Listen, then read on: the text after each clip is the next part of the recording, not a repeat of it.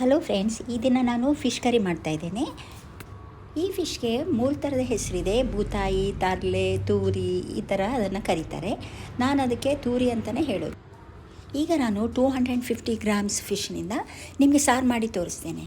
ಅದಕ್ಕೆ ಬೇಕಾಗಿದ್ದು ಒಣಗಿದ ಮೆಣಸು, ತೆಂಗಿನಕಾಯಿ ತುರಿ, ಹಸಿಮೆಣಸು, ಶುಂಠಿ, ಬೆಳ್ಳುಳ್ಳಿ ದೊಡ್ಡದಾಗಿ ಕಟ್ ಮಾಡಿರುವಂತಹ ಅರ್ಧ ಈರುಳ್ಳಿ, 1/4 ಟೀ ಸ್ಪೂನ್ ಸಾಸಿವೆ, 1/4 ಟೀ ಸ್ಪೂನ್ ಜೀರಿಗೆ, ಅಜ್ವಾನ 1/4 ಟೀ ಸ್ಪೂನ್, 1/4 ಟೀ ಸ್ಪೂನ್ ಮೆಂತೆ, ಉಪ್ಪು, 1 ಟೀ ಸ್ಪೂನು ಹುಣಿಸೆ, ಅರ್ಧ ಟೀ ಸ್ಪೂನ್ ಅರಿಶಿಣ ಪುಡಿ, ಅರ್ಧ ಈರುಳ್ಳಿ ಚಿಕ್ಕದಾಗಿ ಕೊಯ್ದಿರೋದು. ಇದನ್ನು ಸಾರು ಬೇಯುವಾಗ ಹಾಕ್ಲಿಕ್ಕೆ ಬೇಕು. 1 ಹಸಿಮೆಣಸು, ಅದು ಕೂಡ ಸಾರು ಬೇಯುವಾಗ ಹಾಕಬೇಕು. ಅದನ್ನು ಇಲ್ಲಿ ಕೊಯ್ದಿಟ್ಟಿದ್ದೇನೆ ನೋಡಿ.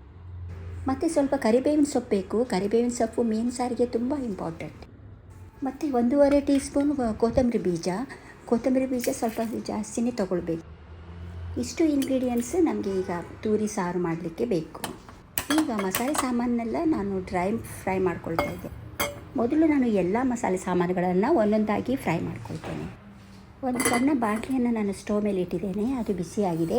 ಈಗ ಮೊದಲು ನಾನು ಕೊತ್ತಂಬರಿ ಬೀಜನ ಫ್ರೈ ಮಾಡ್ಕೊಳ್ತೇನೆ. ಸಣ್ಣ ಉರಿ ಇಟ್ಟು ಅದರ 1 ನಿಮಿಷ ನಾನು ಫ್ರೈ ಮಾಡ್ತಾಯಿದ್ದೇನೆ.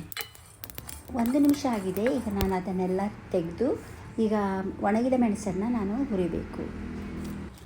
ನಾನಿಲ್ಲಿ ಕಾಶ್ಮೀರಿ ಚಿಲ್ಲಿನ ತೊಗೊಂಡಿದ್ದೇನೆ. ಸಾರಿಗೆ ಕೆಂಪು ಬಣ್ಣ ಬರಲಿಕ್ಕೆ ಈ ಮೆಣಸು ಉಪಯೋಗಿಸಿದರೆ ಒಳ್ಳೆಯದು. ಮನೆಯಲ್ಲಿ ಈ ಮೆಣಸು ಇಲ್ಲ ಅಂದರೆ ನೀವು ಬೇರೆ ಮೆಣಸು ಸಹ ಉಪಯೋಗಿಸ್ಬೋದು. ಈ ಒಣಗಿದ ಮೆಣಸು 2 ನಿಮಿಷ ನಾನು ಹುರಿತಾ ಇದ್ದೇನೆ. ಸ್ವಲ್ಪ ಕ್ರಿಸ್ಪಿ ಆಗಬೇಕು. ಮೆಣಸು ಹುರಿದಿದ್ದಾಯಿತು. ಈಗ ಜೀರಿಗೆ, ಮೆಂತೆ, ಅಜ್ವಾನ ಎಲ್ಲ ಒಂದೇ ಸಾರಿ ನಾನು ಹುರಿತಾ ಇದ್ದೇನೆ. ಸ್ಟವ್ ಫ್ಲೇಮ್ ತುಂಬ ಸ್ಲೋ ಆಗಿಟ್ಟಿದ್ದೇನೆ. ಮತ್ತು ಈಗ ಸಾಸಿವೆ ಸಹ ಅದಕ್ಕೆ ಸೇರಿಸಿ ಹುರಿದು ಬಿಡಬೇಕು. ಸ್ಪೂನಿಂದ ಹಾಗೆ ತಿರುಗಿಸ್ತಾ ಇರಬೇಕು. ನೋಡಿ, ಇವಾಗ ಸಾಸಿವೆ ಹೇಗೆ ಸಿಡಿತಾ ಇದೆ. ಇವಾಗ ಸರಿಯಾಗಿ ಅದು ಫ್ರೈ ಆಗಿ, ಇಷ್ಟು ಫ್ರೈ ಆದರೆ ಸಾಕು. ಈ ಮಸಾಲೆಯನ್ನು ನಾನು ಸಪ್ರೇಟಾಗಿ ಬೇರೆ ಬೌಲಲ್ಲಿ ಹಾಕಿ ಇಟ್ಟಿರ್ತೇನೆ. ಈಗ ಗ್ರೈಂಡ್ ಮಾಡ್ತೇನೆ. ಮಿಕ್ಸಿ ಜಾರಿಗೆ ಮೊದಲು ತೆಂಗಿನಕಾಯಿ, ಆಮೇಲೆ ದೊಡ್ಡದಾಗಿ ಕೊಯ್ದಿಟ್ಟಿರುವಂಥ ಈರುಳ್ಳಿ, ಸ್ವಲ್ಪ ಕರಿಬೇವಿನ ಸೊಪ್ಪು ಮತ್ತು ಅದಕ್ಕೆ ಬೆಳ್ಳುಳ್ಳಿ ಸೇರಿಸ್ತಾ ಇದ್ದೇನೆ. ಶುಂಠಿ, ಒಣಗಿದ ಮೆಣಸು, ಕೊತ್ತಂಬರಿ ಬೀಜ ಎಲ್ಲ ಇದಕ್ಕೆ ಹಾಕಿ ಗ್ರೈಂಡ್ ಮಾಡಬೇಕು. ಈಗ ಸ್ವಲ್ಪ ನೀರನ್ನು ಅದಕ್ಕೆ ಸೇರಿಸಿ ಗ್ರೈಂಡ್ ಮಾಡಿ ತರ್ತೇನೆ. ನೋಡಿ, ಗ್ರೈಂಡ್ ಮಾಡಿದ್ದಾಯಿತು. ಈಗ ಬೌಲಲ್ಲಿ ಇಟ್ಟಂತಹ ಜೀರಿಗೆ, ಸಾಸಿವೆ, ಮೆಂತೆ, ಅಜ್ವಾನ ಹಾಕಿ ಮತ್ತೊಂದು ಸಾರಿ ಗ್ರೈಂಡ್ ಮಾಡಬೇಕು.